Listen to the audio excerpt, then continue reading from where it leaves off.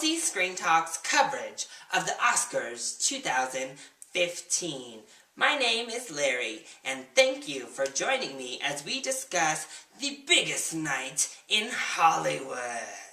In case you missed it, I've already discussed plenty of awards, including Best Visual Effects and Best Animated Feature. You can find the link down below to that video. But now, we're going to talk about the 6 biggest categories of the night. For each category, we're going to be discussing the nominees, as well as any potential snubs that might have happened on nomination morning.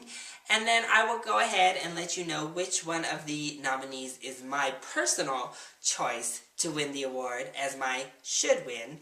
And then I'll give you my official prediction of which one I think will be taking home the statue as my will win selection. So let's just jump right in with Best Supporting Actor. If there was ever a lock, this is it. I don't even know if I really need to go over the others in this category. They were all good, all strong performances, but the performance that should win will win, and it's not even close. Give the award to J.K. Simmons for his performance in Whiplash. It's electrifying, he was amazing, it was by far the best supporting actor performance, and I just don't see any scenario in which Simmons does not walk away with the award. So pencil this one in, it's not even in question. As we move along to Best Supporting Actress, it's also pretty much set in stone, but this one I don't quite agree with the consensus. So let's take a look at the nominees. Everybody is so up in arms that Meryl Streep got yet another nomination, and I just laugh because I love it.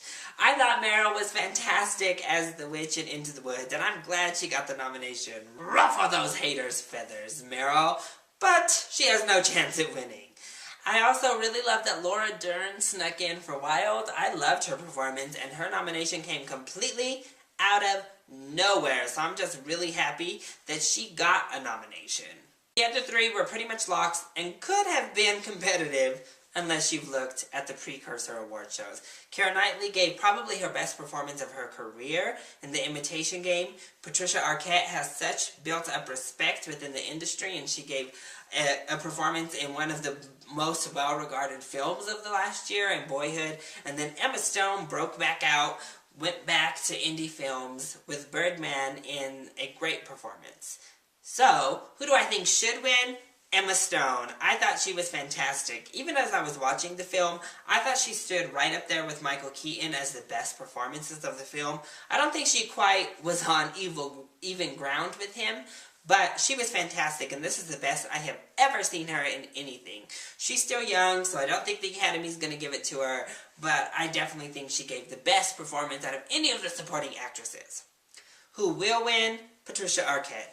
It's already a foregone conclusion. She's got it. Everybody's loving her in Boyhood. I thought one scene is winning her this award because outside of that one off to college scene, there's nothing really all that spectacular about what she does here. But that's just my opinion. She's taking home the Oscar, so what does she care what I have to say?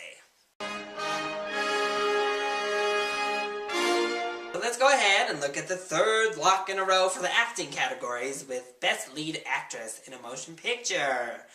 And again, we can kind of look at the other ones. We're all stunned that Marion Cotillard got yet another nomination. She's becoming quite the Oscar darling, but she has no shot at winning. Actually, none of these women do. I thought Reese Witherspoon was fantastic, Rosamund Pike was fantastic, Felicity Jones was wonderful, but Julianne Moore should win this, and she is going to win this. She turned in a haunting performance in Still Alice. She has all of that goodwill built up in Hollywood. Everyone regards her as one of the best actresses, and she's finally taking home that golden statue this Sunday. Pencil it in. This is as close to a bet as you can get this side of J.K. Simmons. Now let's take a look at the only competitive acting category there is this year, and that is Best Lead Actor. So let's just eliminate Steve Carell right now. I thought he was great, but he was a supporting actor for goodness sake. He took Jake Gyllenhaal's spot here. He shouldn't have even been nominated. David Oyelowo and Jake Gyllenhaal should feel completely robbed of this spot. I like Steve Carell. I thought he did wonderful, but he should have been in supporting actor, period. And I'm still so upset that Gyllenhaal got snubbed. He got nominated for every precursor award show and then just didn't show up here. Nightcrawler getting almost no love. So sad. Of the other four, I was shocked to see Bradley Cooper. I thought he turned in a really strong performance, probably his best yet. I just don't think he has the muscle power to overtake the others in the category. And Benedict Cumberbatch looked like he could put up a fight early on, but he also kind of went down with a whimper. So that leaves us with the only two contenders who have been going back and forth the entire award season. But I think we have a clear winner coming up. And this time, it happens to be who I think should win. So while Michael Keaton has a lot of goodwill built up in Hollywood, some people might think it's his time, and he's due. He has only won the Golden Globe and the Critics' Choice Award. And I think the Critics' Choice Award lost a little bit of credibility this year. And unfortunately, I think he's coming up short. My opinion is that Eddie Redmayne should win this award, and he will win it. He completely transformed into Stephen Hawking, and it was just, I felt like I was watching a documentary up on the screen. He was so fantastic. It was method acting at its best. He portrayed so much with just his eyes without even being able to move his body, even his face, nothing. And he just portrayed so much. And this was really his breakout performance. I thought it was fantastic, and I think he's collected the BAFTA, he's collected the Screen Actors Guild, and he's collected a Golden Globe. The Oscar's the next award to go up on his mantle. So now, the two big awards. Let's begin with Best Director. And we all know the glaring mistakes here. What is Bennett Miller doing there? I don't mean to hate on Foxcatcher, y'all. I really enjoyed it. But how can Foxcatcher get a Best Director nomination and take one of those 5 spots and not make the Best Picture nominee list?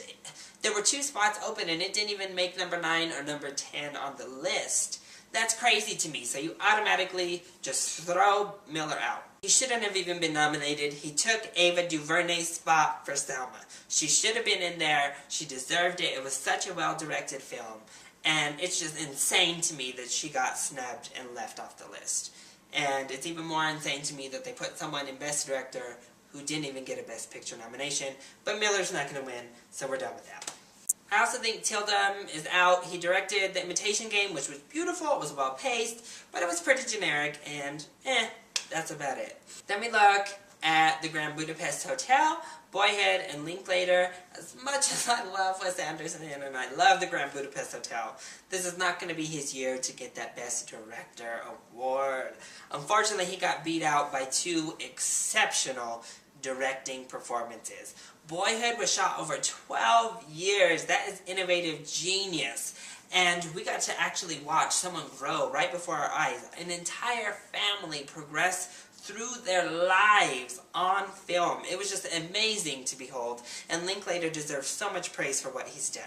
And then we have Inarritu, who shot a one-shot take film without actually doing a one-shot take film. It's edited perfectly. It is so stylized and beautiful. It's just magnificent to watch. In my eyes, Inarritu for Birdman should win. And although it's a coin flip for who is going to take it on Oscar night, I think he's going to win as well. While Linklater pulled off this 12-year feat, the actual pacing and motions of Boyhood aren't all that innovative. They are fairly conventional, and that's why I think Inarritu really deserves this award. He may have not filmed it over 12 years, but the style he chose, the acting performances that he was able to get out of everyone, including Zach Galifianakis, on set, that one-shot take innovation was all just so fantastic. It was just a masterpiece, and it all came from the director. And to put a film on his back like that is what Alfonso Cuarón did for Gravity, and I think that's what Inarritu did this year, and that's why he should win the award. And now, for the big one we've all been waiting for, Best Picture. So this year, we were given 8 nominees. And unfortunately, we can eliminate 4 of them right off the bat. Whiplash should be really thankful it got in. I loved Whiplash. I was excited to see it get in. It has no shot at winning. Selma just got snubbed across the board for every other award. It also is not getting any love. The Theory of Everything I thought would be a huge contender, but it was left off the Best Director slate, so basically dead upon arrival. And although American Sniper has been making huge box office waves and surprised everyone with all of the nominations it received, it also was left off. Clint Eastwood didn't get on that Best Director list, and I think that automatically eliminates it. How can you be considered the best film if you didn't even have the Best Director? I'm not sure how that works. So that leaves us with The Imitation Game, Boyhood, The Grand Budapest Hotel, and Birdman. And while I thought Harvey Weinstein was working his magic and Imitation Game was hustling and bustling early on, I think it comes in 4th place here. Because the other 3 all have won precursor awards. And this is where it gets tricky.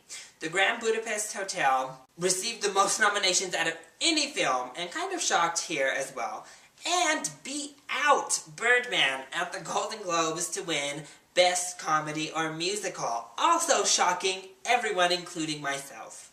And then we look at Boyhood, who won the BAFTA Award, who won the Critics' Choice Award, and who won the Golden Globe for Best Drama. And dramas typically fare better at the Oscars than comedy.